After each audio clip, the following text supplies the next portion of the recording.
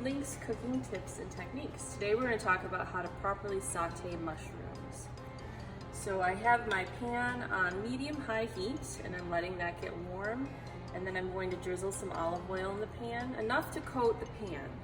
And that looks like quite a bit of oil, but our mushrooms are very spongy and they're going to soak up a lot of the fat, so we don't want them to burn.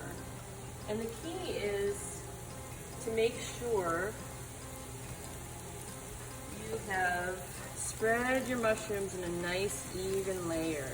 If the mushrooms do not have enough room to get brown and caramelized, they'll actually steam. And often we don't like mushrooms because we don't like the texture because they get spongy when they're overcrowded in the pan. So making sure that they're all nice and separated and even is good.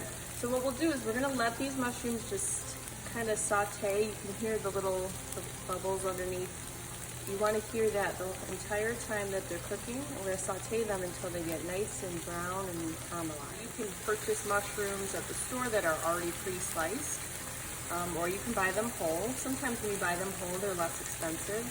When you buy them whole, you want to bring them home and you can either just run them under water very quickly or take a damp paper towel and wipe off any excess dirt that you see.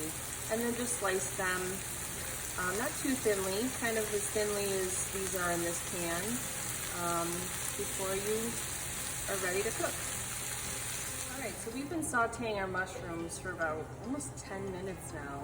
And you can see it takes a while for them to actually get this nice brown color, which is going to impart a lot of flavor into our mushrooms. And you can also see that the volume has decreased quite a bit.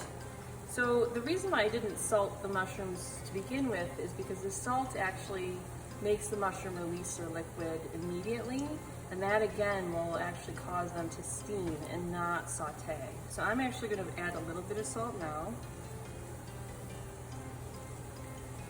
And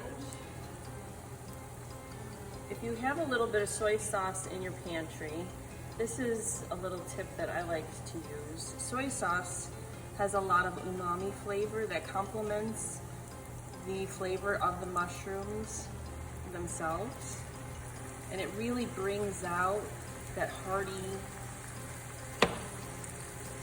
flavor of the mushroom. And that's how I finish my mushrooms. Enjoy.